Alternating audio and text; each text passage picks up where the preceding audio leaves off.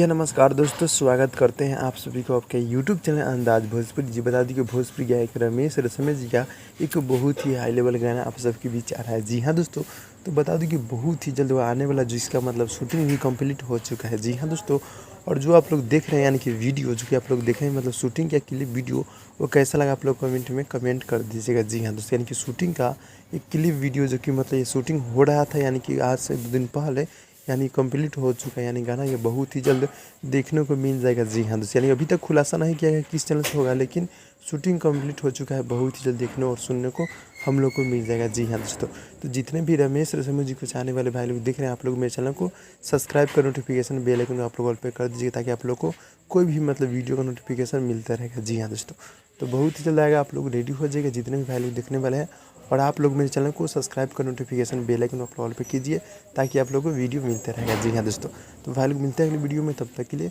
धन्यवाद दोस्तों।